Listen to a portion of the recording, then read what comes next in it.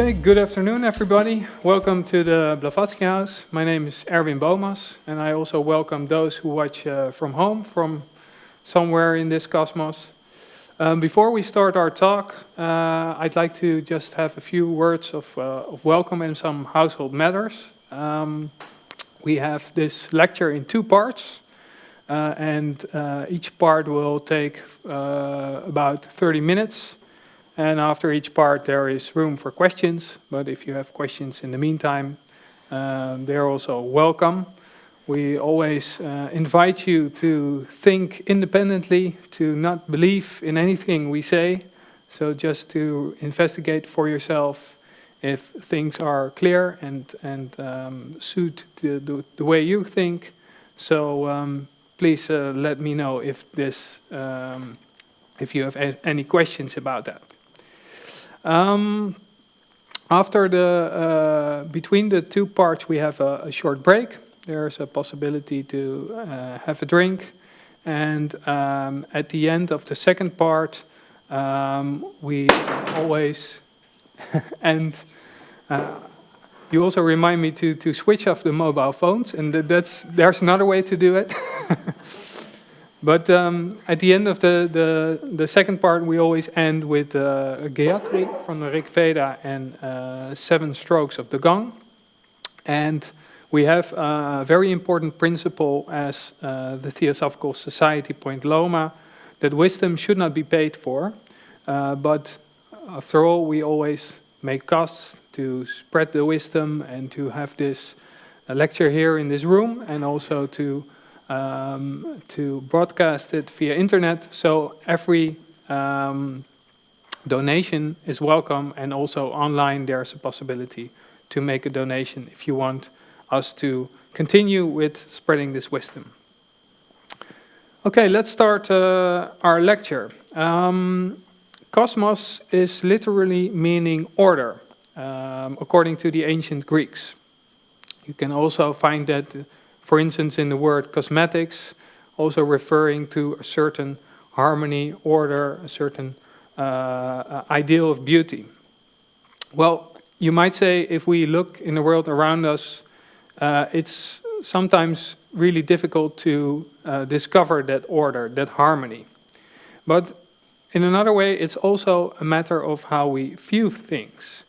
And if we learn how to view differently, and by that we mean not only a view on the outside, how you look at things, but also building up, developing a mental vision, an inner vision, then we can form a broader image of how all life interconnects, also what is our own place in life, and also how we can create more harmony in our life and also in those of others, reflecting the harmony that is there in the cosmos, as we will show.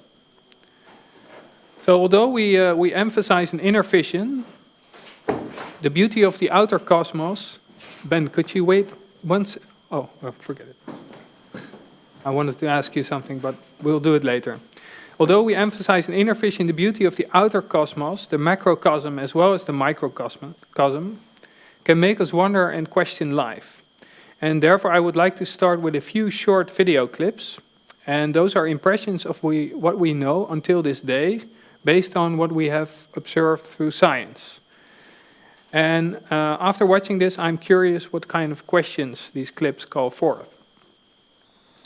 So in this first clip, we will first zoom out from our perspective, the human eye. Yes, thank you. That's the thing I wanted to ask, Ben. The human eye, until we have reached the biggest picture of the cosmos as science has formed until now. And then we will zoom in, we will go through the eye, until we reach the smallest we have understood to exist, and then we will return to our view. And this zooming out will be done with a factor of 10 of exponential increasing velocity. So we will at some point reach a speed faster than the speed of light in this 3-minute clip. And the largest picture of the cosmos where we will end has a dimension of 10 billion light years. And as you know, that is the distance that light, that is the fastest thing we know, and that is traveling with a velocity of 300,000 kilometers per second, and that's more than 1 billion kilometers per hour.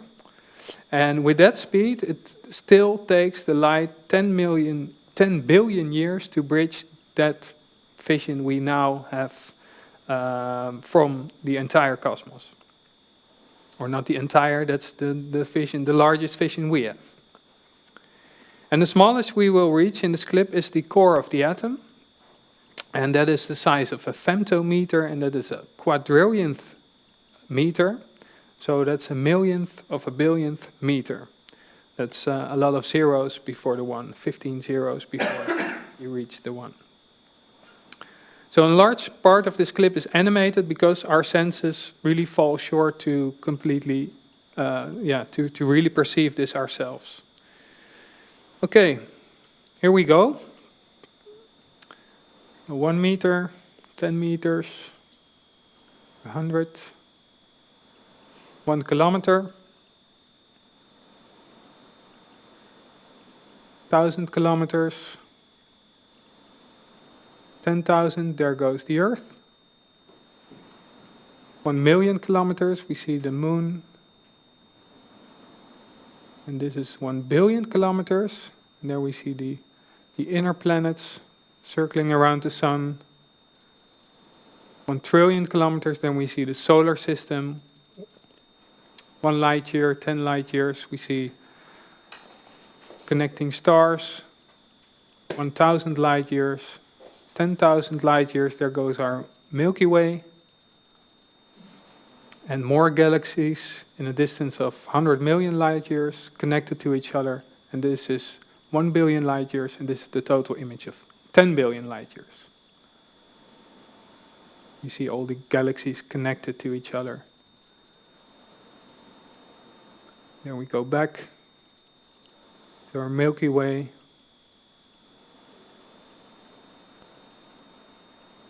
And somewhere there is our solar system.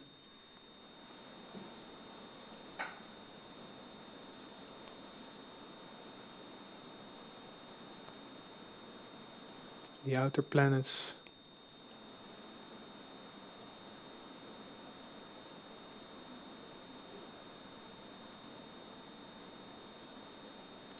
And here we are back on Earth.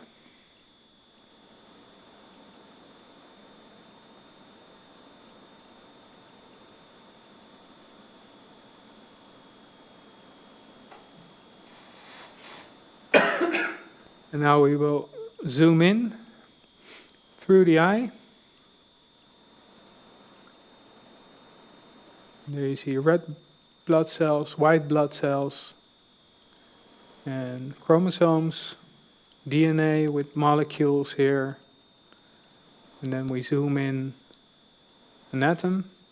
Then you see the electrons, the orbitals of the electrons. And then we have to zoom quite a bit back in to see the inner core of the atom with neutrons, protons, and the elementary particles forming that.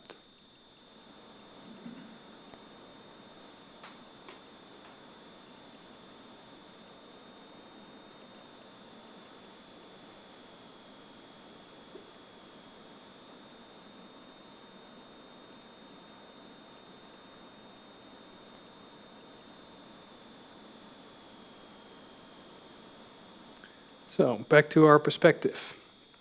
And then I want to show a few more clips. And here to the top left you see the sun moving through space, because we mostly have like the static image of the planets circling around the sun. But actually the sun is moving at a really large speed. I have to look it up. More than 800,000 kilometers per hour. It travels around the center of the galaxy, and that's what you also see at the top right. And there you also see that there is a spiral movement the sun makes in this traveling, and it's not completely accurate. Here it's shown as a nice circle, but there is, because of the force of gravity, also a bit, the movement is a bit different. And yeah, you see that the sun circles there, the galaxy also goes through the plane of the galaxy. And we also know that the galaxy itself, again, also travels with a speed of 2.5 million kilometers per hour through space. So a large speed, we are constantly traveling very, very fast, to our knowledge, through space. And then to the top below, or the bottom left, you see the inner world of the cell, and there you see DNA being copied. And to the right you see, and there are building blocks created here, like enzymes and proteins. And to the right you see a transporting mechanism within the cell where these building blocks are transported from one place to another. And this is also animated because we don't have the possibilities to really view this, but it's supposed to be really accurate, and even the way, like the movement of these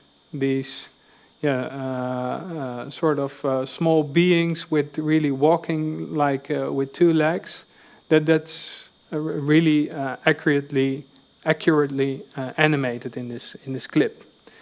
And these animations are on a scale of 1/10,000th of a millimeter. So that's really, really small. And you see that there is a whole, the cell is a world in itself. It's compared to a city with its own factories and plants, and where they make building blocks, where they pack it, where they transport it. So it's really one giant city with a lot of movement going on. Okay, yeah, if we can switch the light back on, thank you. So I'm curious, what kind of questions do you have when you see this image?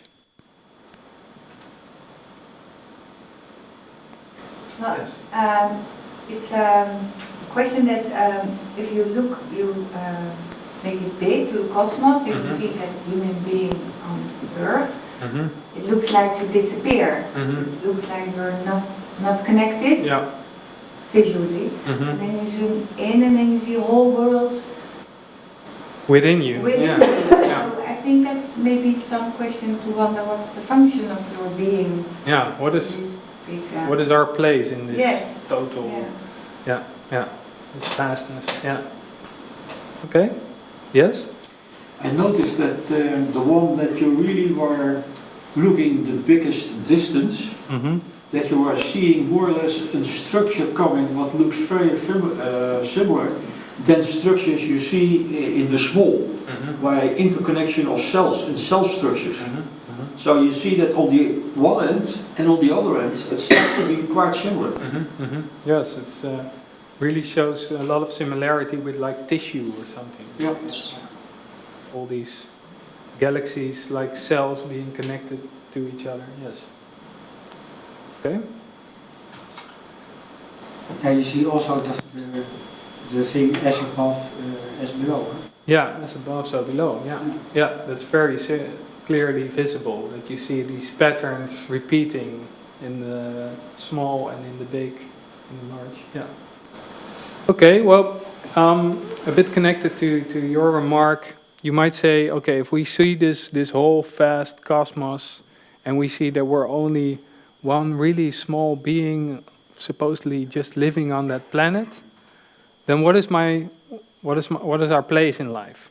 Well, we can ask that, and you can also ask, okay, if we live in this giant cosmos, then what is our influence there?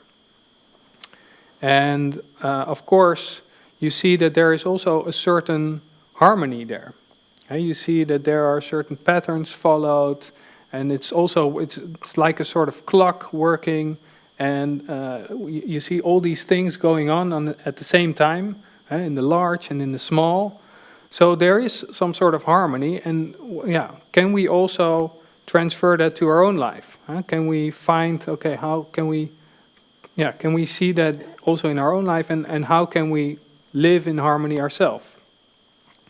So another question that comes up is, okay, is there a meaning to all this? And if so, what is then the meaning of life?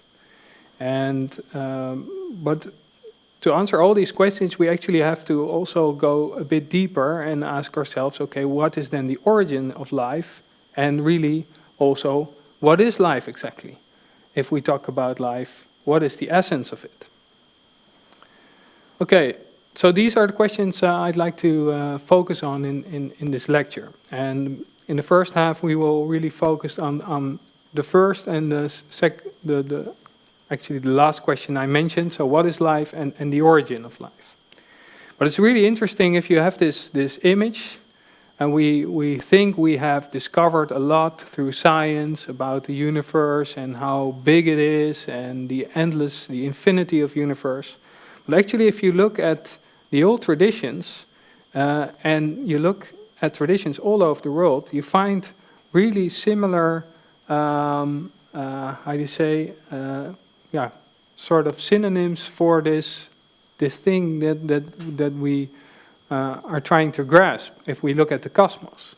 So if they talk about the cosmic life, for instance, in Buddhism, they talk about sunyata, or emptiness. And you see the same sort of in the Scandinavian Eddas, when they talk about the void. Or if you go to South America, in the Popol Vuh, they talk about the great sea of space. And in Babylon, the Middle East, the great sea or the deep. Or in China, when they talk about the unknown darkness, also a sort of symbol for this vastness, this infinite cosmos. Druids called it the Black Virgin. In the Hebrew Bible, you find again the deep. The Gnostics talk about the deep. The ancient Greeks, many philosophers, talk about the deep and also about chaos. We know a different meaning also to chaos, a fullness and a chaotic movement, but actually the first meaning of chaos, as used by Hesiod, for example, was also the void, and later it became the meaning of the second cosmic logos, and the Greek also called it the logos, the first logos, the void, and the second, that was undifferentiated matter. And Plato also talks about apeiron, or the boundless. And all these names actually symbolize the boundless, the boundless life, the boundless cosmic life that is underlying to everything that exists, that manifests itself. And if we go to Theosophia, and with the founding of the Theosophical Society in 1875, Madame Blavatsky actually showed the similarity between all these traditions, and also gave us even older traditions that also pointed to the same cosmic life. And she writes about that in her work, The Secret Doctrine. And she gives a very old piece of the book of John. And there she talks about, well, this is just a citation from it. And it's, what is that which was, is, and will be, whether there is a universe or not, whether there be gods or none? And the answer made is space. So here you also have a similar symbol of space. And she also explains why she uses this symbol, because, or this symbol is used in these ancient writings, because she says it's the one eternal thing that we can really easily imagine. Because although space has no dimension nor a place in itself, if we imagine something, we cannot leave out space. Try it. If we imagine something, if we see something, there's always some form of space. And not only when we imagine like physical objects or being somewhere, but also when we imagine abstract things such as justice or peace or something, there is also a sort of mental space where these things take place. So that is the symbol that was used in the most ancient scriptures of the cosmic life. And she goes on and describes also that space is neither a limitless void nor a conditioned fullness, but both. Okay, what is that supposed to mean? So it means that space, she explains, we mustn't look at it as just a container, like the space we are in now. We are in a room, surrounded by walls, some sort of boundaries, and there is a space, and there is a distance between all objects in this space. But actually, you could say that all the beings in itself, that like we are also space in themselves. If we zoom in, we have seen that there is a lot of space. There is a, and actually we make up space. And if you look at space, we also see that that actually is made up. And as we showed, this is one big movement going on, and it's really moving very fast. And this is just to give you an idea of what we look at. This is just a really small part of space. This is where we look at just a picture of the Milky Way, and it's just like it's a half degree times a half degree. That's a really small piece. And then you see a lot of stars, and they actually had multiple photographs. They placed after each other, so you also see the big stars. Those are actually galaxies. They are further away. So you see, and there's also you see this giant, just a really little small piece, and you see already this giant universe unfolding before our eyes, and. These are only the things that are visible to our eyes, and there are a lot of things still invisible. Think of also the magnetic sphere surrounding this, but also many more invisible spheres that Theosophy is also talking about if we talk about the boundless. So actually, we have this picture of empty space, but actually it's a fullness. It's a fullness of galaxies and stars, and actually they also make space. So science is also discovering that the whole idea of empty space is just an abstraction that doesn't exist. There are limitless frequencies and energies filling this space, and some of them we can already measure, but many of them we don't. But that's just maybe a matter of time. And Theosophy speaks about the limitless number of spheres penetrating, permeating each other, and we can only just see this small intersection with our senses. And actually space can better be seen as the fullness of all hierarchies of life, limitless in number, and these endless spaces together make up the one abstract space, so to say. Well, science has also discovered that in the microcosm, that also the essence of matter, as we saw when we zoomed in, is also nothing more than space. So we have this idea of atoms as like massive marbles that we cannot penetrate, but actually they discovered, it's nothing more than just electromagnetic forces just attracting and also repulsing each other. There is no such thing as really massive matter.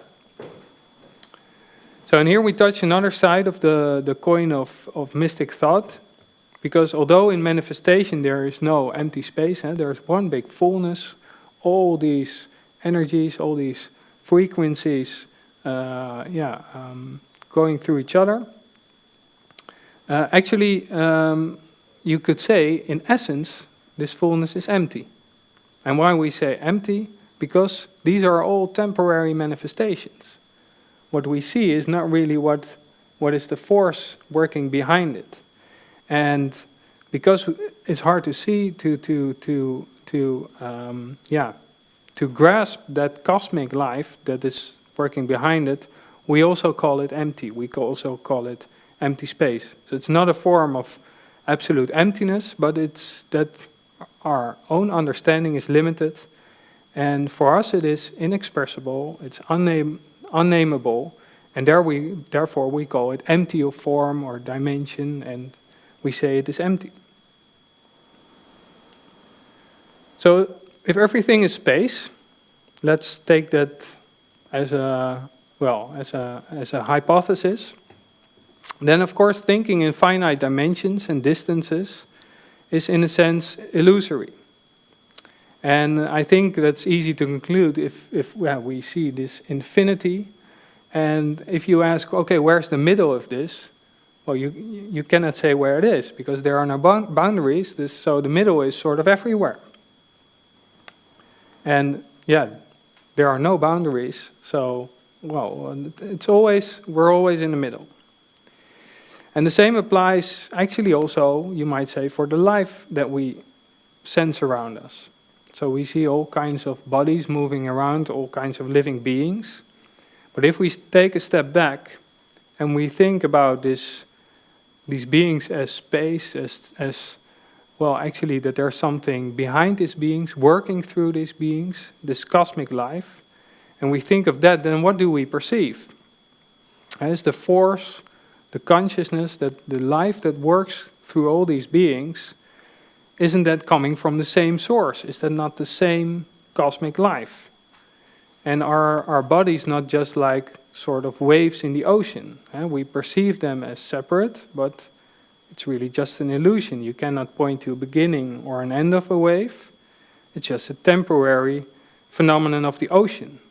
And in the same way, you cannot point to a beginning or an end of consciousness. And where does your consciousness stop and mine begins? Or are we just the same temporary expressions of the same source?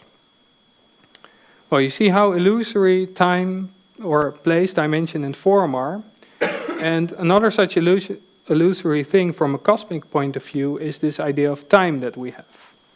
And another, I think, beautiful sentence from the Secret Doctrine is the following: time was not, for it lay asleep in the infinite bosom of duration. So there's also, this is, here it is talked about the beginning of the cosmos, before the cosmos starts manifesting. And it is explained that actually time is produced by the succession of our states of consciousness as we travel through the eternal duration. So we make, with our consciousness, we make sort of snapshots, and then we think that there is time that has flown away, sort of. And because we have, we think about like a half an hour ago what we have done, and now we are in another state, and so we say, okay, the time has passed. So actually what we do then is we break up this eternal duration, which we are in essence, according to this idea, and that is what we call time. So for example, if we take the rotation of the Earth, we see the sun coming up and going down every day, and that's what we call a day. And then we say tomorrow is a new day. But of course, this rotation of the Earth, it's just one stream. It's not that it's tomorrow, that it's Monday through the entire cosmos. There are no weekdays in the cosmos. That's just our view. So we are breaking up this eternal duration in days, in hours, in minutes. And that sort of has its own illusory effect. So we see that, for instance, when we are constantly distracted. For instance, we have our smartphone and we get all these messages coming in, and then we are constantly distracted, and then this idea is that time is really broken up, and that our attention is also broken up. And you can also experience that when you're browsing the web. You can do that for hours, and then you think, okay, what have I done really? And it's a really different experience than when you go to listen to a classical concert, or you are really immersed in some work of art or something, then you actually lose time. You experience what they also call an experience of flow, and that you really concentrate on something, and then you come closer to this idea of eternal duration, that you're just one with what's going on. So what can we conclude from these ideas? Well, we see that our reality is really determined by how our consciousness is directed. And if our consciousness is directed to place, form and time, that is not a bad thing. I mean, it's easy because then we know, okay, 2 o'clock, lecture starts, we have to be in that place, etc. But it isn't really a thing in itself. It's just a thing that we make up, and that we can make appointments, etc. But there's another side to it. If you think about time, we can become a bit rushed. We have a sort of haste because we think, okay, we have only today to do something, or we supposedly have only one life, and we really want to travel a lot, and we want to have a nice career. And then you have this idea of time as a limited thing that really is a sort of boundary. But is this a really true boundary? Well, according to these ideas, that is just illusion. That we are in essence from the same stuff, the same cosmic life that flows through the cosmos, and that means that we are in essence like space, like eternal duration, and really everything that we think of as boundaries are our own. It's our own consciousness that really sort of makes up these boundaries. And why do we do it? Because it's really difficult for us still in our development of consciousness, and I'll talk more about that after the break, to really identify with this eternal duration, to identify with this whole, this entire cosmos. We have not developed that view yet, but we are doing that. And one first step is to realize that what we call reality is really what we identify with. So that we as perceiving consciousness have our own responsibility in that, and we can also enlarge that, what we call reality, by understanding that it's only what we identify with. So, and we call it real as long as we haven't seen yet through the illusory aspect of it. So we talked about consciousness. There is this idea of that we are, what we said, it looks like if we are separate from this all, but if we take this idea of space, of eternal duration, that we really are the entire cosmos, that there is no ends, also not to our consciousness, then you can ask yourself, are we really separate? Or is there not also always a constant interaction of thoughts, and is our what we do is not linked with all that goes on within us, and also that is happening outside of us? Well, it's quite difficult for us. You often hear people saying, last time I was in the train. Well, the train had some delay, and then I hear people calling out, "Oh, why is this happening to me again?" Well, of course, these things don't happen only to you, because there is this complete interconnection with everything that's going on. You live in this country, we have a nice public transport, but it cannot always go faultless, and there are, of course, many things that can go wrong. But you're not the only one that is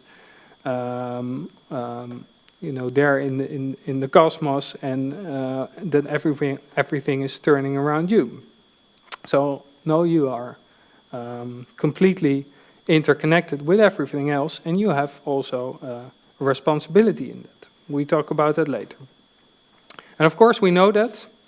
We know that we are connected.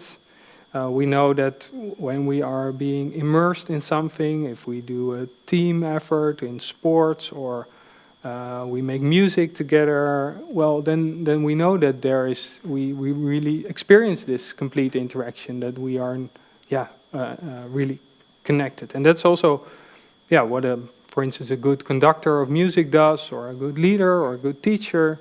He shows that everybody works together and has to work together and is connected to each other. So, actually, if we, like I said, the first step is realizing that our consciousness can grow. Is that we tend to focus on just a limited part, but there's much more to that. And this realization makes us humble. It makes us also wonder for more. And it makes us also understanding towards each other. Because, okay, we all have a limited view of reality, but maybe by communicating with each other, we can form a bigger picture. And actually, all these thoughts are summarized in the first proposition of the Theosophical, the eternal wisdom that is underlying every religion. And we shortly just summarize it as boundlessness. And that has some very interesting conclusions. Because if we say, okay, there's boundlessness, and that is symbolized, for instance, by this idea of abstract space or eternal duration, then of course it has no ends, neither in place, nor in time, nor in consciousness. So that means that actually everything is life, everything is consciousness, so that there's not a thing in this cosmos that isn't alive, and that everything in this cosmos has the same boundless potential. The same cosmic boundless potential is flowing through all parts of this universe. From the atom to the galaxy, they are all expressions of this boundless cosmic life. So that is actually the answer.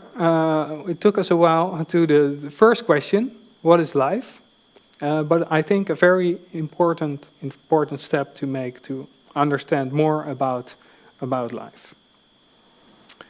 So we also talked about then why it is difficult to consistently also reason from this standpoint, to see everything as boundless, because we also think that, well, I'm Erwin, I'm a different person than you are, but actually we are, in essence, the same boundless cosmic life. But that comes because we usually identify with one phase of this life. And the second proposition tells us that there is cyclic motion going on, and that this life has alternating phases of activity and phases of rest. And we see that actually constantly going on. We see, of course, in nature, when we have the seasons, well, now we are, the light's coming back, slowly the spring will come, then also the leaves will grow back on the trees. And then we see this whole cyclic movement. We can recognize this throughout space. We see, of course, children being born, we see people die, but actually it's part of a cycle. But because we really identify only with this active period, then we lose our consciousness in this period of rest. But actually it's the same consciousness going into another phase.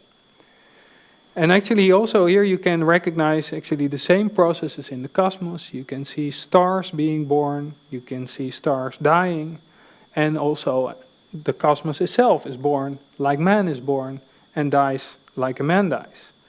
Therefore also you see in these ancient scriptures talking about the great breath of life, the inbreathing and the outbreathing, and you see that these are constantly phases alternating and always cycles within cycles.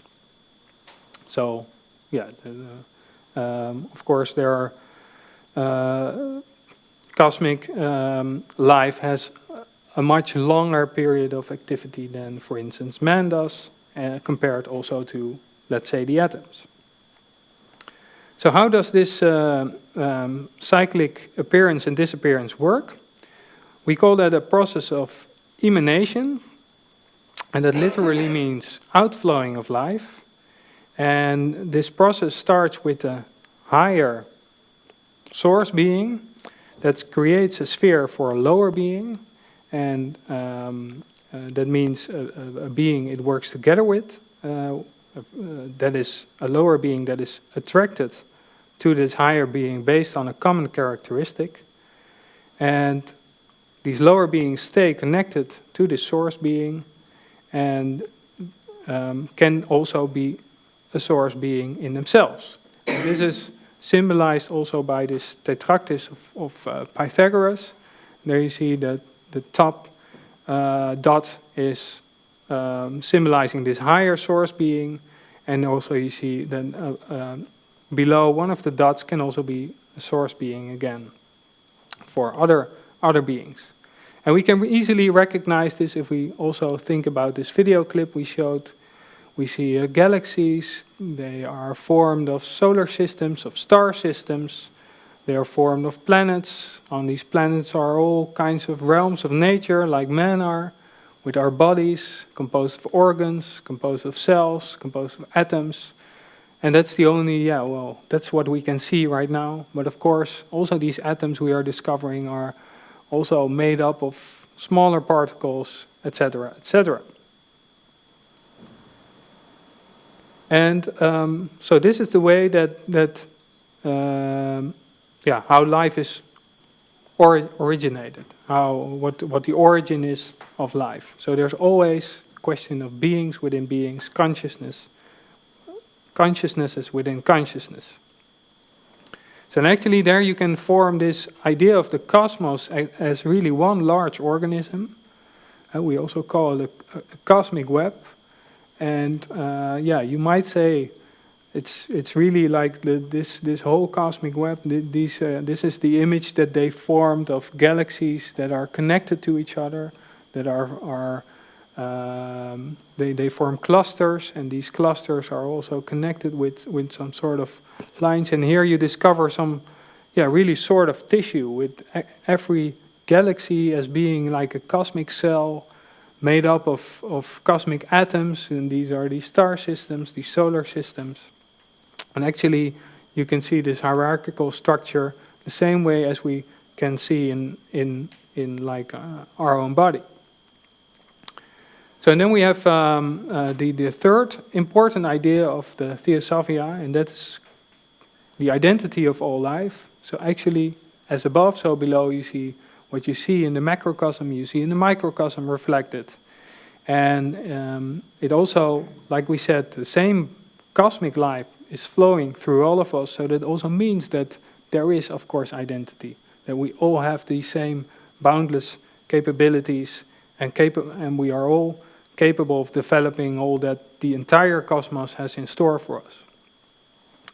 Well, how we can do that, and what does that mean for us, that we will talk about after the break. So let's pause here for a second, and maybe there are some questions about this. Yes? If we can go back to the list you gave us about the different names given by traditions, Yes. in tradition about cosmic life. This one? And it went too quick, but I noticed that only Plato called the cosmic life boundless. And I know when we study Theosophy, we are fond of Plato. I can't expect of you that you know all the other traditions, but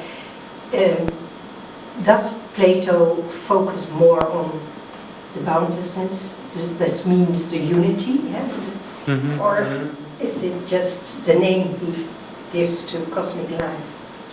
Well, I recognize. Proposition, the boundless is important. So, is that because we focus on Plato? Yeah. Well, no, I think you see that because these are very old traditions, and Plato is compared to all these traditions, I think, quite recent, except for Buddhism. It's also, and but actually, well, I'm not 100% sure, but because I'm not into all these traditions, but I know, for instance, Babylon, that is really, really old, and the Eddas also have a really, really old history. But I think the difference is mainly that either they use a symbol, and in the most traditions they symbolize things, because it was, in that time, probably too difficult to explain it in a more abstract sense. But that's my interpretation. So I think in the time of Plato, it was already, how do you say, the people were ripe to also think more in an abstract way. So there are other names also Plato gave for this for the boundless, and he also called it the idea of the good, the idea of the true, and actually he also compared it to the sun. He also used symbols a lot, and because of this, I think these teachers just learned that it's really hard for people to grasp this idea, and I think therefore they used these names like the deep or the void, etc. But I think, because, this idea of boundlessness, I'm not sure. I think you have it, of course, also in the Kabbalah, the Ein Sof, which literally I think means without bounds. So there you also see an abstract name. But in most traditions you see like the symbols. Yeah. Erwin, when we talk about the boundless and theosophy, then mentions it as a principle, so you cannot say a lot about it. And it seems to me, or I have the idea, that some of the other terms you mentioned there is those stages, those logos, where we start talking about manifestation of the deep, the abyss, I think it's also mentioned, and so the boundless is for me something else. It's a principle, something in the background. Then when we start talking about manifestation in the different stages. Could be. I think they also point at the boundless, but so these symbols are also used for the boundless. But of course, you see other symbols, like in the Bible when they talk about the waters of space, and then it is already the second logos. So then it's talk about like undifferentiated matter. But I think here these are synonyms. But of course, there's a evolutionary aspect here, and luckily we have now the knowledge of HPB, and we can understand it better with the words that she used in the propositions, and at that time they could only do it through symbol, also because it was forbidden to express more of it, because it was part of the mystery teachings. So that's another reason, of course, that it was more showed in this way.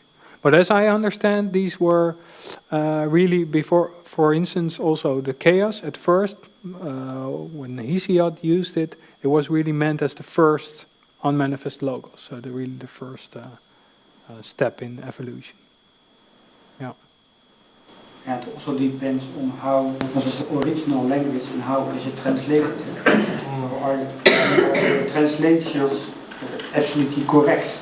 That is all Yeah. There's also a question, what is really in the original text? Yeah, well, here we also have luck with our Theosophical leaders, because this is coming from Dr. Brücker's work, and he was, of course, a star in Okay. translating. Okay. So we can say it's quite. I think myself that translating is not the most important thing, but you should realize that these terms coming from certain traditions and certain culture. Mm-hmm. If you look nowadays, for us we are more thinking in fullness, like we have shown on your video clip. There is more, and the farther we go, there is more and more. Yeah? Yeah.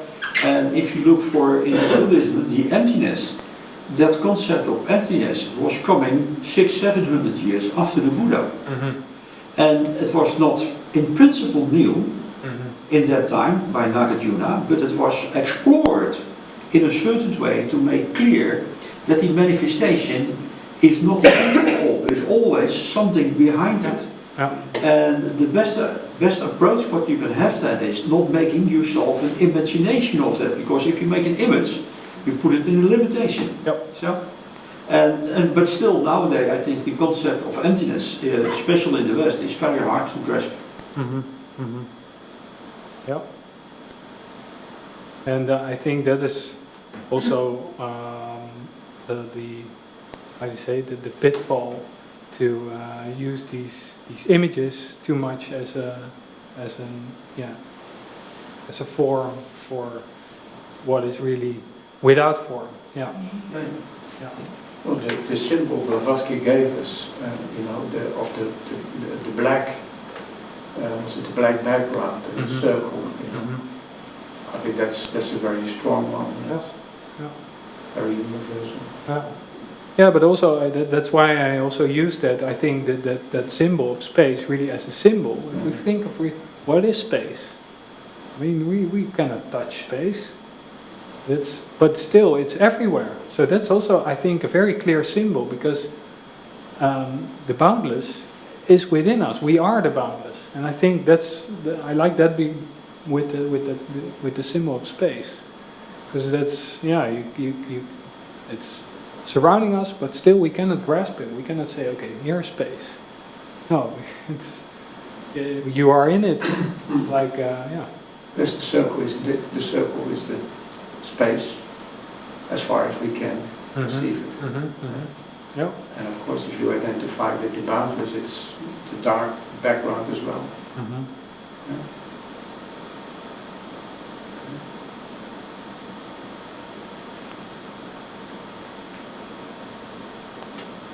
Okay, time to have a break.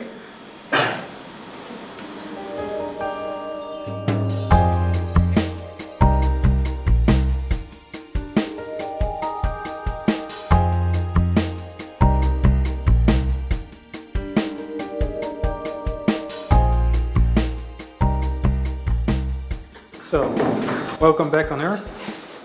Yeah.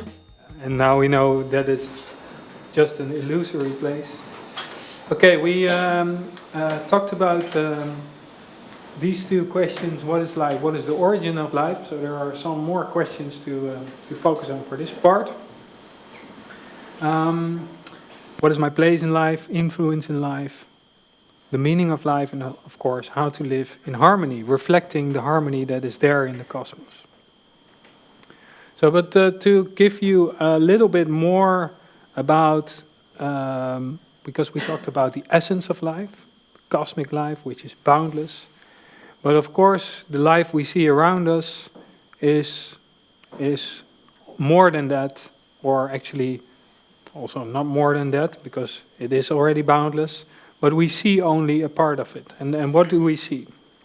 Well, so in essence, we have this. For if we talk about any being, a human being, an animal, a plant, a star, an atom, we could say, okay, it's in essence the boundless, but it's also symbolized by a stream of consciousness, with its origin in the boundless and ending, well, somewhere sort of ending on a material plane. And then you can say that there are three parts. So you have like an imperishable part, we can call that the spirit. You have a learning part, we call that the soul, and you have a body, a transitory part. And we can actually draw this scheme for every consciousness. Every consciousness is composite and can be, you can point to these three different parts and try to recognize these three different parts. And to help you recognize these, I'll give you some examples. So let's take a company or an organization, and we have there the spiritual part, which is actually the least transitory part. And what makes the company alive, it's a sort of function the company has, a sort of mission it has, a purpose, a reason of existence. Of course, the other side, you also have a body. There's a company which has factories maybe, or offices, and there are things going in, people going in, there's input of maybe materials, there's output, some sort of products or services that are delivered. And then the soul could be made up, you could say, of the employees working for the company. Those are the learning, that is the learning, they make up the learning part. And there you can also see that this soul, this learning part can be directed either to the spiritual part, or directed to the outer, the body part. So for instance, employees can be really thinking about, okay, how can I fulfill our mission as best as I can? How can we have our function, our organization function in an optimal way in this society? Or they can be more directed to the outer side, thinking about how can we maximize profit, or how can I maximize my personal profit, my salary next year, or how can we expand, etc. The same holds true, for instance, for just an object like this glass. So you could say, okay, of course, you see a bodily part, you see this glass, this material formed in a certain way. But of course, there's also a function to this glass, which is more or less the spiritual part. A glass also always has to fulfill a certain function, it has to hold this fluid, this water. It has to be, it has to be useful. It must fit well in your hand. It mustn't be too thin so that you will burn your hands when holding it, or not too big because then it's too heavy. So there are all kinds of functions it has, and of course, then you could ask, what is the soul then of this glass? You could say, well, that is the design trying to express the function the best it can. So it also has some evolutions in that design. So first, well, maybe they try a glass and then it's a little bit small or a little bit heavy, and then, okay, they make new designs. And so some after different designs, they come up to an ideal. So you can really try to discover for yourself what is the spiritual side of things, what is the body side of things, and what is the soul side of things. It's very interesting to do it because it's a universal way to look at life, and like we already concluded, everything is life. So, of course, this composition can also be made for ourselves, for our own consciousness. And to give you a bit better idea of that, we also use not only a threefold composition, but also the sevenfold composition. And well, this is what is used as Sanskrit words, but actually I show these only because manas, that's the fifth principle from below, that is meaning thinking, and that's also where the word man comes from. And why? Because these are all principles we already learned to control, to develop, and we are now busy as human beings to develop the manas principle. The buddhi principle, that's the next stage of our evolution, that's the enlightenment principle, and the Atman, that is the self with a capital S, that it's the divine principle, so that will take us a bit more of evolution to develop that. But it's easier to recognize if we see also that this thinking principle in itself is sevenfold. According to these 7 principles, we also have then the 7 thinking aspects. And then it becomes more clear. Then we can see that we can direct our thinking according to different ways. From the top, the sense of unity, what we are in essence, that we really learn to see ourselves, or actually that our thinking is just aligned with, well, the all, you might say, the unity itself.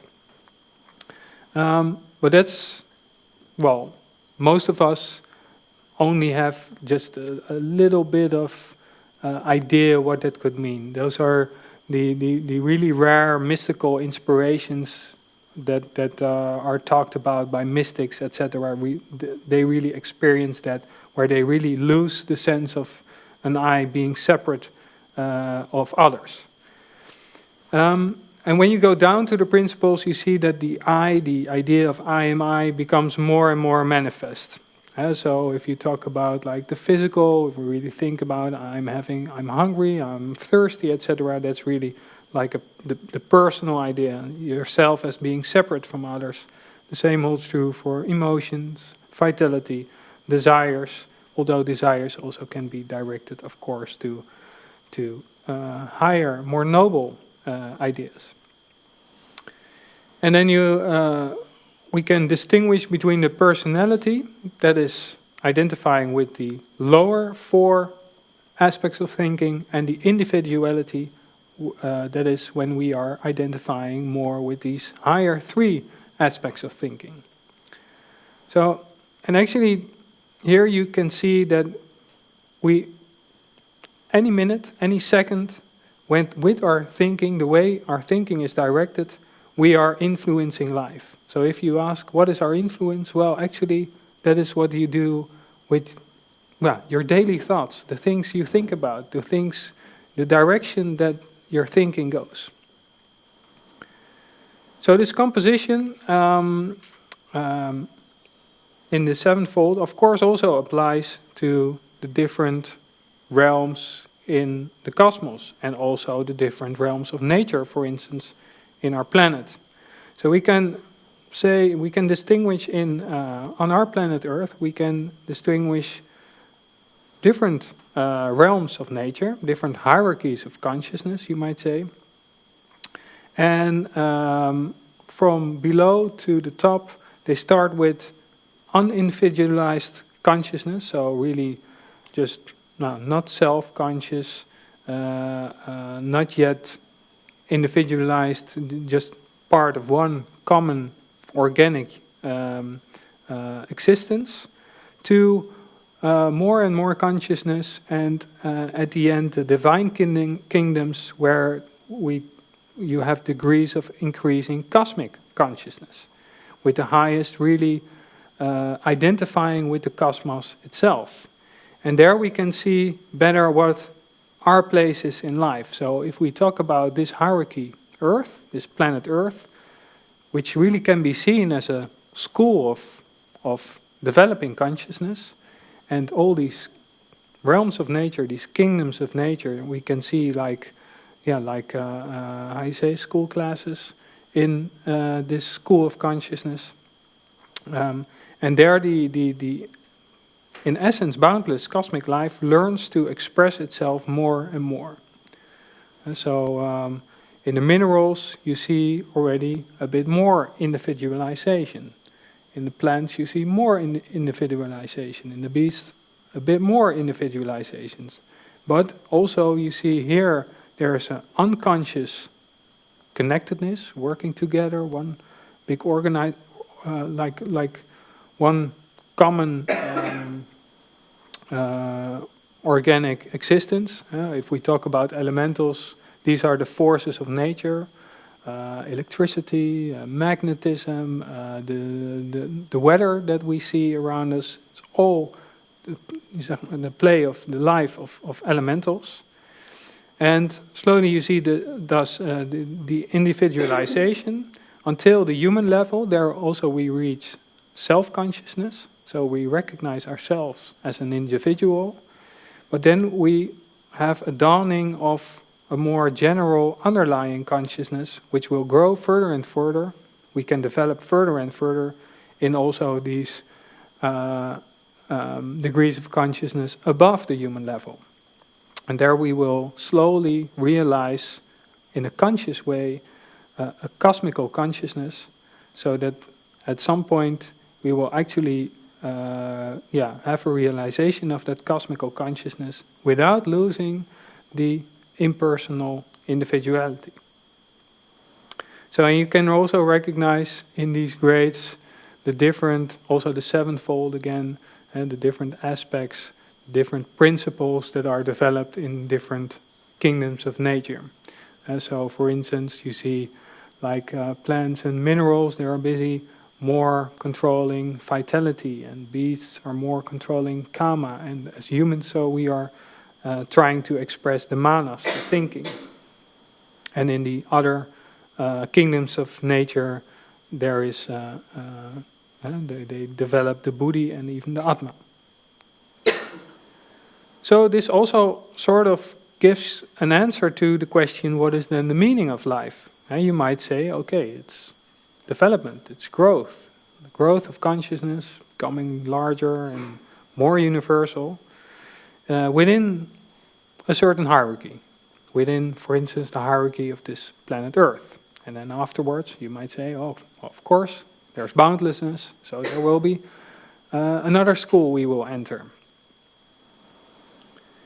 And this development is always going according to cyclic and karmic law. And then you might say that actually the meaning of life is that we are on our way to become one with the complete hierarchy in itself. So there is we showed this emanation process, there is always a source being, a top, an apex. And actually when we become equal to the apex, we also identify with the hierarchy in its completeness. But maybe there's more to this question about the meaning of life. You might say, okay, growth, there we have to become like the apex of this hierarchy. But if we look at the hierarch, the source being, we might learn more, that there is more to this question. So we told about this emanation process. And actually, in every hierarchy, if you talk about a planet, a solar system, a galaxy, there is always this source being, and that's also a being that actually has learned already everything what is possible to learn in that hierarchy.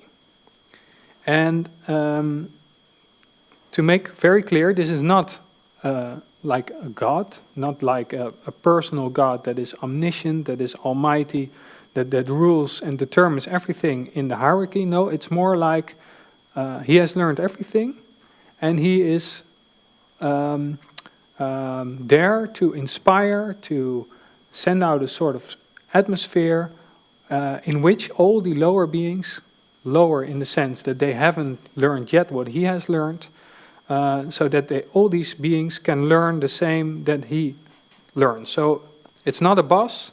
That's also the idea we have with hierarchy, that someone is going to tell me what to do. No, this is really some being that inspires. And actually, I said he learned already everything in the hierarchy he leads. So he could go further to the next hierarchy because his consciousness is already developed, and he could enter in the next hierarchy, but still he has his attention for the hierarchy that comes after him. So we call this also a silent watcher, and in Theosophy it's called a silent watcher, and we call it a silent watcher because for us it is like silence. And it's the same symbol, the same idea with the emptiness, that we are not able to give it an expression. It's like silence to us what this being, we can only know it when we are on the same level. So before reaching that, it's like silence. And it's the being that it also is called the great initiator or the great sacrifice, because, like I said, he does not go further to a next hierarchy because he so identifies with all the life that is coming after him that he says, okay, I can help all this life learn how to grow, how to develop their consciousness. So that's actually the meaning of life, you could say, to be there, following the motive of compassion, because actually that's the motive why this silent watcher stays on his post. So I think that is also a better answer to this question, what the meaning is of life. Because if you really understand this idea of life as boundless, as one unity, that there is no separateness, then of course it's the most logical and natural thing to do, just to help also in the progress of others of actually all life. And it's in the small, of course, the same what a good parent does or what a good teacher does, is to help others who still know a bit less than him to grow and develop. And actually, you see then that it is, if you look at this hierarchy, and we learn from Theosophy that there is really a hierarchy, a silent watcher for every hierarchy. So in a sense, also we, as human beings, are also a silent watcher for the microcosm that is our body, for instance, with all these beings also going through all these, phases of growth, of development. And actually you see then that it is the cosmic universal pattern to follow what the silent watchers are doing, and that is compassion. And that's also why we call it in Theosophy the law of laws, the cement of the universe, not just pity. It doesn't just mean being nice. No, it is really the harmony that is essential in the universe.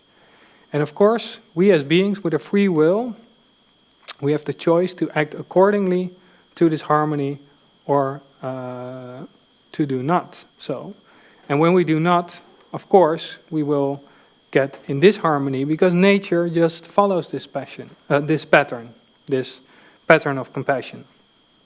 And of course, if we realize that we are one with nature, that we are in essence also this boundless life, then it's the most natural thing to behave compassionately, not only to be responsible for yourself, but also to help your fellow brothers, all the other living beings.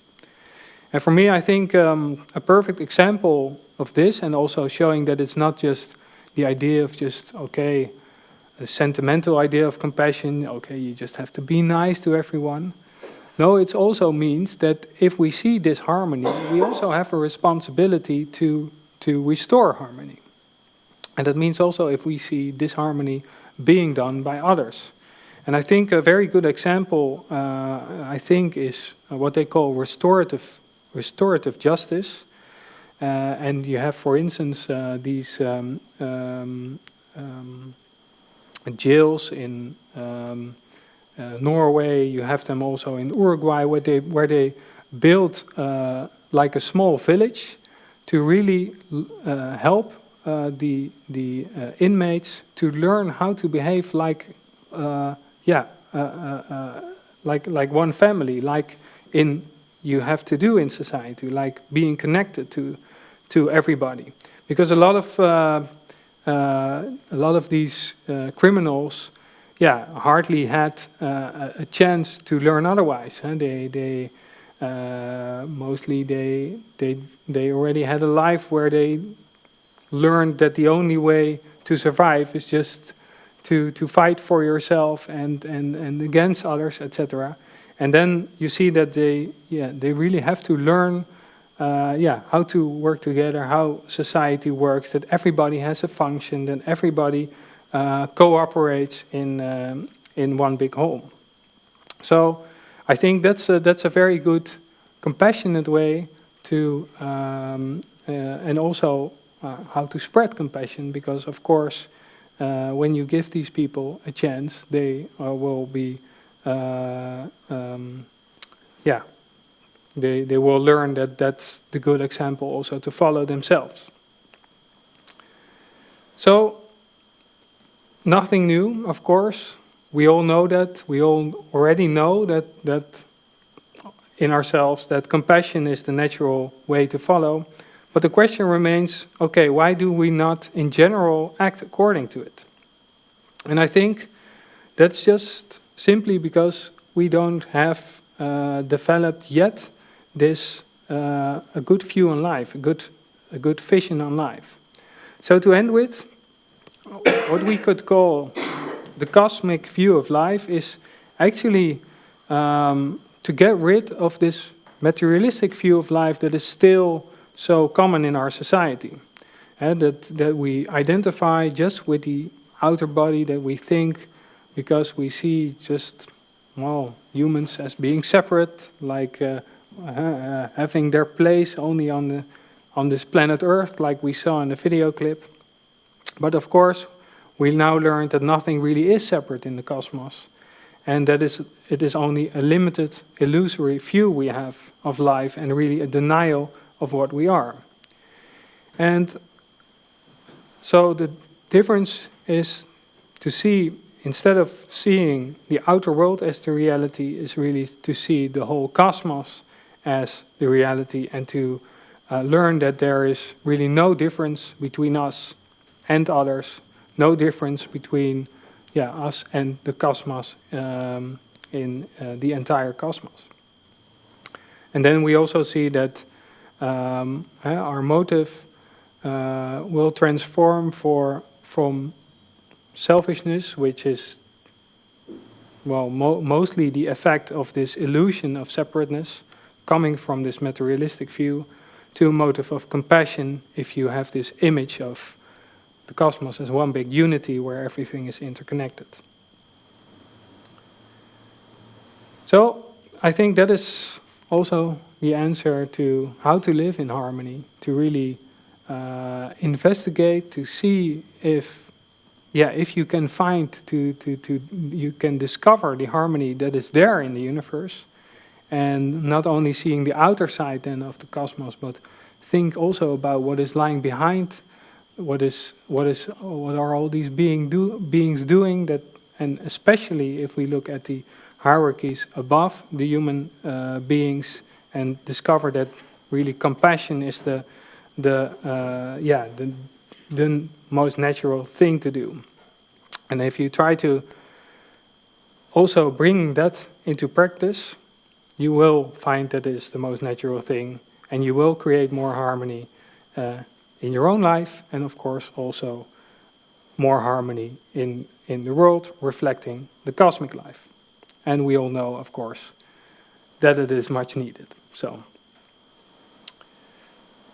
okay, this was my second part. Any questions?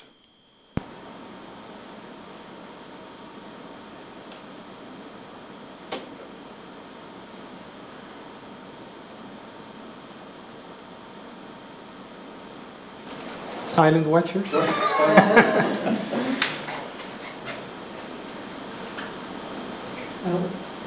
If as you gave us this scheme of the detractors of Pythagoras,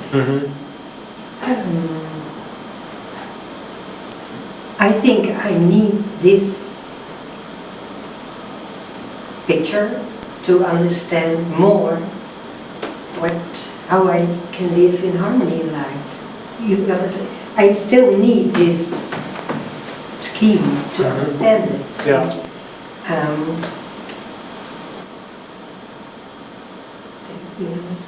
It's so easy to So, say how yeah. we live in harmony, Mhm. okay? But I'm glad I'm here and you gave me this Yeah. possibility to more understand it. Yeah. And, even more, you gave this lecture also in Dutch, and the word mededogen, compassion, you analyzed that, and it was, I can't explain this in English, but it was, mededogen is carrying the suffering from together with the person who suffers, mededogen, you dragen. And in this practice, I can see now that every point, and even if it's, you can see it makes another detractors, you see you do it together. It's, you carry the suffering together. Yeah. Well, But your first remark was, okay, I need this picture still. yeah, it's a pity, but I need Yeah. to. Well, I think because also to speak for myself, well, we are mostly identifying still with one of the planes in this tetractylon. We don't see. It's not. Of course, we talk about the silent watcher because it's silent for us. We cannot hear it. We cannot give it a picture. We cannot give it a name because we have not developed that yet. And I guess that will always, in some way, also be the case, because there is, of course, always more behind when you talk about the boundless. But I think at some point, because we are now in a phase of development that, we so much identified with the, well, I as a different person, separate from others, that this really still helps to have this picture in mind and to really forget yourself and just behave in a compassionate way, etc. But the more we learn to do that, the less we need these pictures, of course, and then we don't even need words like harmony or compassion anymore, because it's just the most natural thing to do. Or actually, it looks that it's also something that's good to explain. It is, of course, we are already an expression of that harmony, of that. So it's only our own illusory idea of being separate that it's in the way. Because if we forget ourselves, the most natural thing we do is being compassionate. And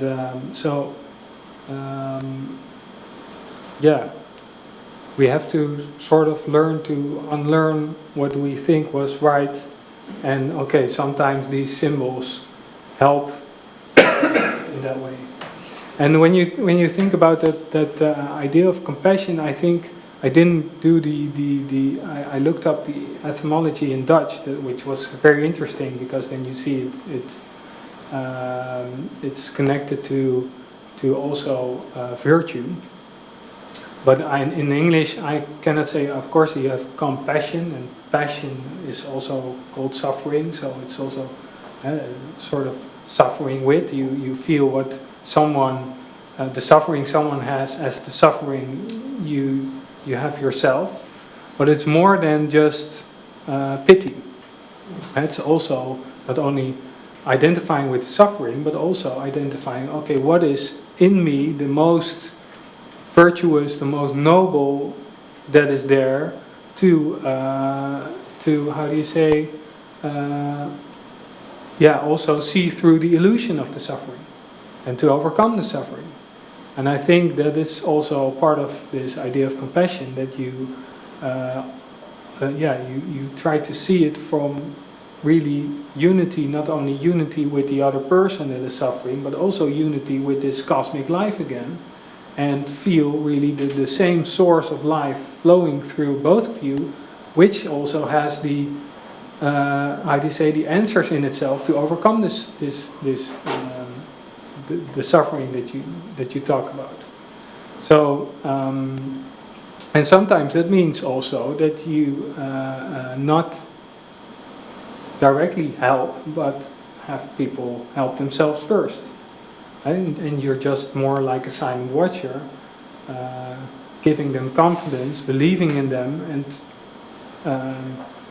yeah, like a parent does with helping his kid to learn to walk, or a good teacher does when he learns math to his students.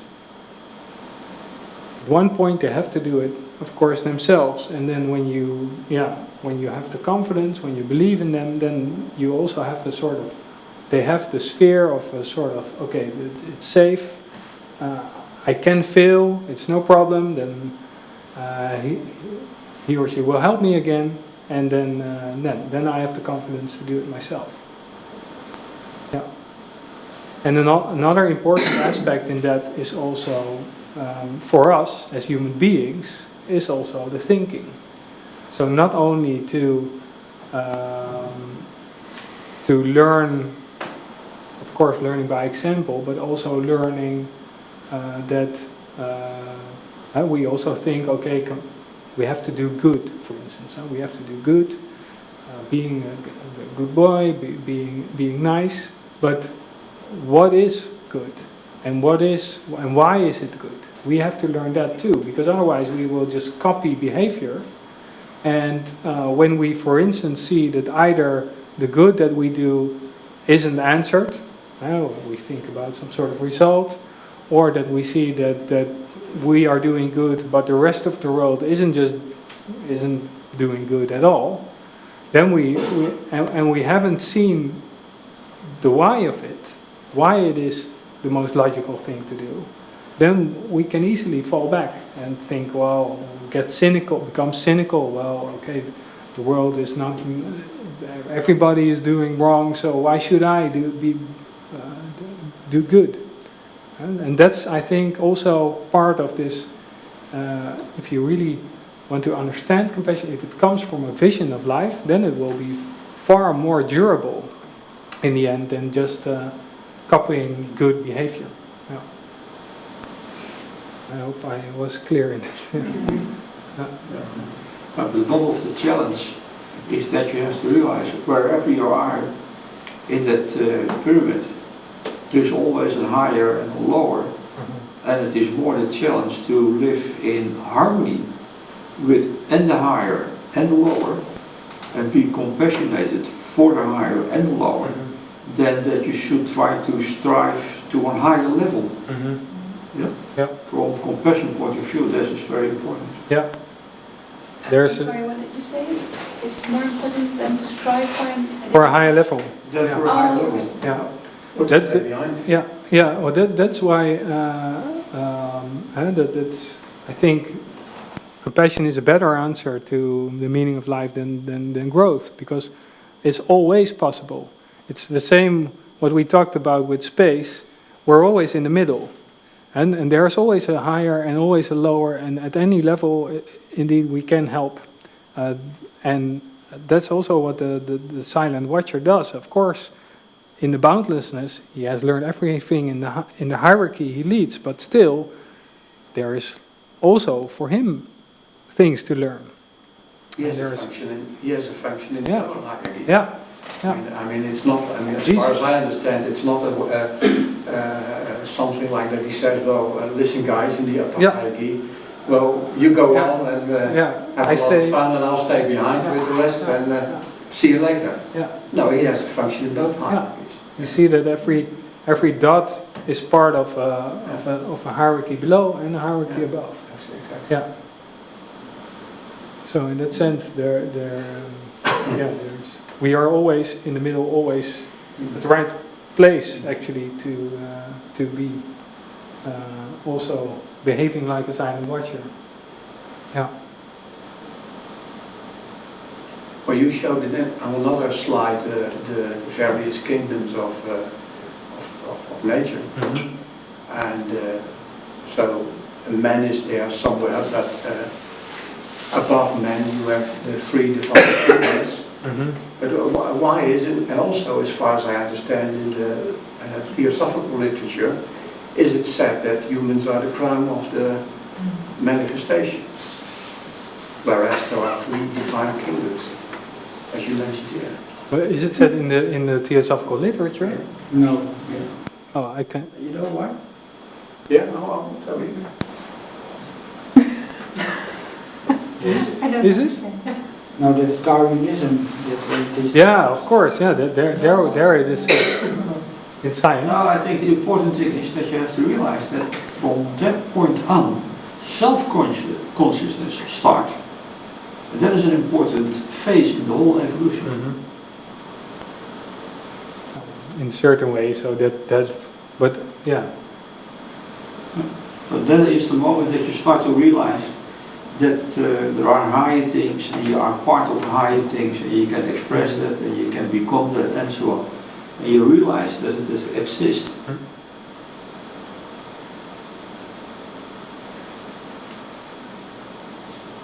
Interesting. Yeah. Oh, because, Well, as far as I understood, I mean, and that's my own personal explanation, is that, you know, in our human phase, you know, our limits of consciousness is to this specific material sphere we call globe D or something like that. But of course, in the kingdoms above us, it goes beyond that. I mean, that's right. But I will find it in our literature because I read it this week. in that way, yeah, I can see that might be an explanation. Yeah. It is a turning point. Because in the higher levels you never will have again the situation that you make the swap from unself-consciousness to self-consciousness. I cannot, maybe I overread it, but of course many times you find this idea of man as the crown of Exactly. nature, but that's more the Darwinistic idea that because we only look at realms below ourselves because we haven't yet the ability to perceive also the realms above, and then it's just more ignorance that we say that man is the crown of nature. But so I didn't see that in Theosophical literature, but I can understand it if you look at the planet Earth. Physical manifestation. And of course we have it's always in line with the third proposition that there is a fundamental identity of all beings. There is not we are all equal. It doesn't mean that the one degree is better than the other. But I can imagine that it's a sort of relative top, because indeed self-conscious is then developed, and then you have the possibility to direct yourself the evolution. The evolution. Excuse me, how can you live in harmony in the bad society? How can you live in Good harmony? society, you live in harmony. And the second question is, we are a part of the nature, or we are just inclusive to the nature? Maybe to start with the second. In the first part, we talked about that if we talk about boundlessness, it's the proposition that there are no ends. That you cannot say that we are apart from nature. We are the cosmos. We are the boundless, in essence. And the same life flows through all life. So we are nature, and we are also. By developing our self-conscious, we are active agents in nature, and we might not yet see our responsibility as such, but we are. So we have a function also in nature. We have a function for these other realms of nature. We have a function also for the realms above us that try to inspire the rest and to help them grow, and we are also a channel for that. So there's a big function, a responsibility for the human kingdom. And if you talk about living in harmony in a good or bad society, then we can ask, okay, what is a bad society or what is a good society? I mean, if we are not separate. For example, in the country that you have no law, Yeah. you must every time tell a lie, you cannot live in harmony. Yeah. You must everything right the right of the other people, otherwise you must die, and you cannot help your family, you cannot help yourself. Yeah. In this bad society, how can you live? Yeah. Yeah. So, and of course, then Because you are obliged, this is the role. Yeah, this is the challenge, that to be really indeed compassionate in such a society. And that means that still we have to do what we can according to our circumstances in that position. Also in those society, and of course every society has its good and its bad aspects, but of course there are many societies where you don't even have the right to develop yourself as a human being. You are denied that right because you don't have the right gender, or you don't have the right color, or whatever. Of course these situations are there. And what we can do, I think, is try to understand also there, in that situation, you are in the middle, what we talked about. To see behind it, and to see also, to recognize what were the causes leading to that situation. And that's, I know that you have to be, how do you say, vulnerable towards yourself, to really discover also you are not separate from that situation. So what is your place in that? What is your lesson there? And I know that in any situation, that if you look at that from that point of view, there is always something you can you can contribute, some function also for you. And there are many inspiring stories about that. For instance, from Viktor Frankl, the famous psychologist who was in the how do you say, in the concentration camps in Nazi Germany, and he knew still in that situation, being having no rights at all, and with constantly violent people surrounding you, and being how do you say, forced to do all kinds of work, etc. He still found a way, some sort of space to be himself and to help others and to be a compassionate person in his surrounding. And well, there are other examples also. More current is this guy from the Netherlands. His name is Joseph Oebelkas. He's a Moroccan, has a Moroccan descent, a Dutch mother, Moroccan father. He went to Morocco and he was confused with a criminal, and he was sent to jail there. He was totally innocent, but they didn't give him any chance to prove his innocence. It was just also part of a scam. And still there in his jail, he tried to find a bit of the bit of free will he had to use it to be there for others. And you saw that he, because he was, for instance, one of the stories is that it's Morocco, it's really hot outside, so the food was handed out by the guards, and they were all in line, and they had to wait really long because there was just one guard giving everybody food. And he thought, well, maybe I can help the guard. So he just started helping out the guard, and the guard said, oh, okay, that's good. And so everybody got food quickly, they could go back in the shade. And then the guard said, okay, well, maybe you can help out next time, and maybe we can help you out. And then he told that he wanted to learn to teach the other inmates languages. And then they found out in the jail there was this small room, and he could teach language. And of course this was a nice room, because they had a view to outside, so they were really out of this whole depressing atmosphere of the jail. And that's just because he did these small acts of compassion. So I think it's always possible. Yeah. Thank you.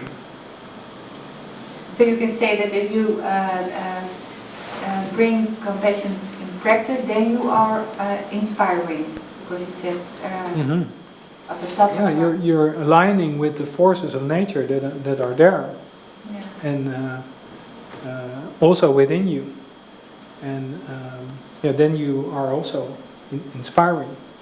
Yeah, and actually that's I think an important lesson.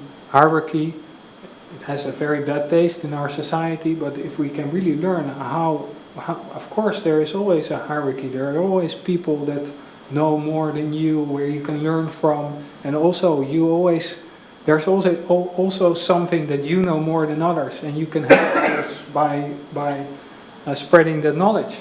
And if we just look at it, that's the most natural thing to do. And I think I think that there is more and more vision about this, because you see it also in organizations right now. It used to be a bit command and control, the boss telling you what to do, you have to, these are these year's targets, and you get in the money, etc.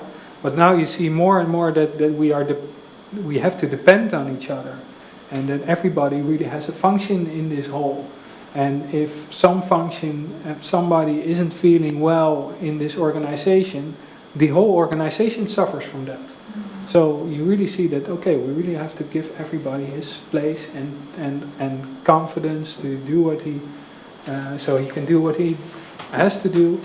And there are now, they are looking to organisms, to living organisms, how does it work? And copy that to organizations and think, okay, how can we behave similar like that? And that's really interesting. Holacracy is some sort of organization form that is just now very popular. Yeah.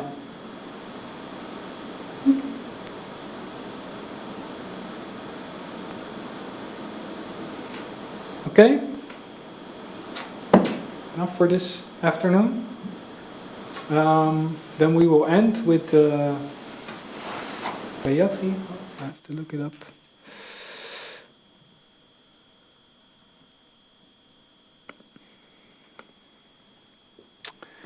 It's not